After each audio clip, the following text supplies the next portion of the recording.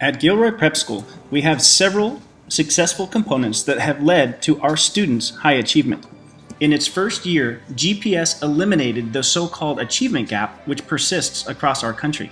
The gap refers to the low performance of Hispanic and Black students when compared to Asian and white children. Statewide, there is a difference of over 100 points for the API of Hispanic and white students. At GPS, there is no gap. With over 88% proficiency in language arts and 92% proficiency in math, our GPS navigators are incredibly successful. In 2012, over 70% of our students scored advanced in both language arts and mathematics, which is quite a phenomenal feat.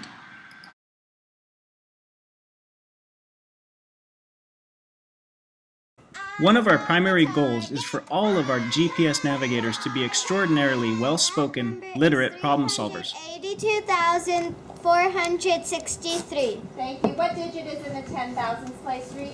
The digit in the 10,000th place is 8. And what does that digit stand for? The digit 8 stands for 80,000. Give her an oh yeah! Oh yeah! Each week, Gilroy Prep School students are given literally hundreds of opportunities to discuss, reason, and rationalize with their partners and with their classmates. That they have skills and they only live in one. This focus on oral language development has led to incredible changes in our students in just 1 year. It's called a rectangular prism. It has 12 edges, 6 faces, and 8 vertices. A is incorrect because it is an homophone for new. I can identify that polygon with no problem. A closed figure with 5 sides is referred to as a pentagon. I can tell that it's a pentagon because you hold your pen with 5 fingers. And what if it had one more side? What would it become? It would become a hexagon Why? because a hexagon has 6 sides. This has led us to develop extremely active classrooms where students are engaged 100% of the time. Students are required to create visual representations of mathematics, which truly demonstrates to the teachers a much higher level of understanding than just getting the answer correct.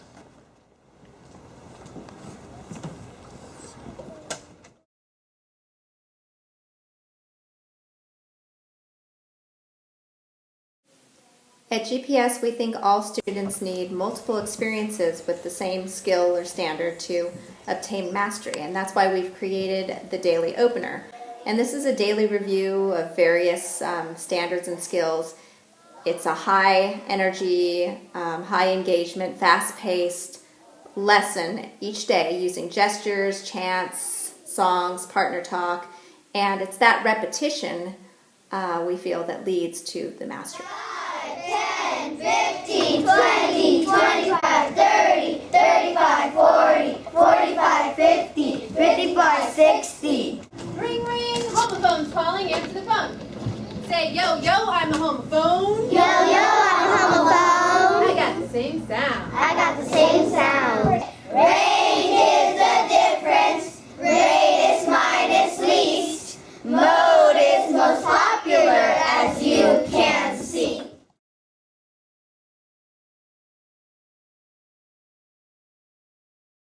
And inches. If you were calculating it in centimeters, what would you have to do to use the centimeter ruler? Turn it around. Show me. Oh, okay. Gilroy Prep School uses state-of-the-art technology both in classrooms and in the computer labs.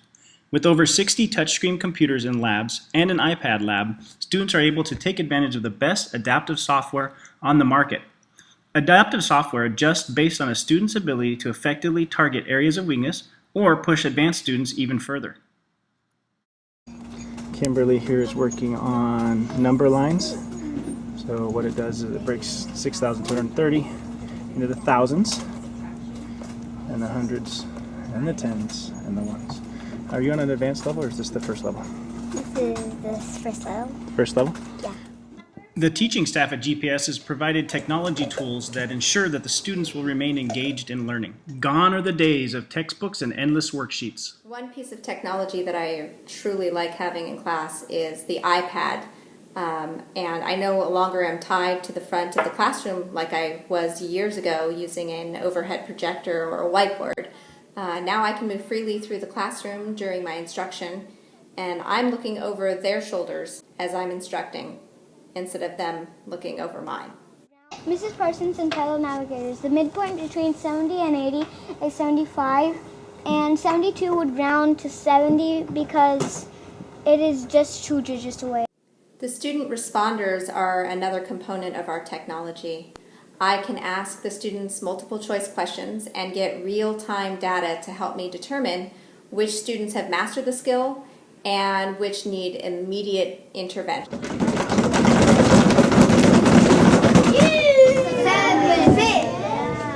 79%. 6 people answered B.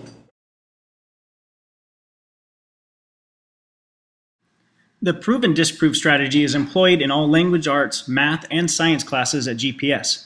This strategy allows for a very high level of critical thinking, as students are required to show how they arrived at the correct answer, while also explaining how the incorrect answers were derived. The strategy creates a rich environment for discussion between the students as they explain their rationale with their partners. And finally, the strategy gives the teacher the opportunity to review concepts throughout the year, ensuring that the students don't forget any of the state standards. Prove and disprove is pretty much the bread and butter of the program. I pose a multiple choice question to the class, and my expectations are that the students not only use their skills to demonstrate and prove that an answer is correct, but also be able to disprove all the other incorrect answers. In a prove or disprove problem, students first identify the key words and key numbers to help understand the question. Those are the key words that you need to solve the problem. And what's that? That's the key number. And what does this refer to? That's the operation. And what are you doing on this one? Place value. In this question here, you can see that the students have really mastered the place value up to the 100,000th place. They've identified why A, B, and D were incorrect, and why C is the correct answer. A is incorrect because the word bag does not have the same beginning sound as rag. Fractions! Fractions! How many equal parts?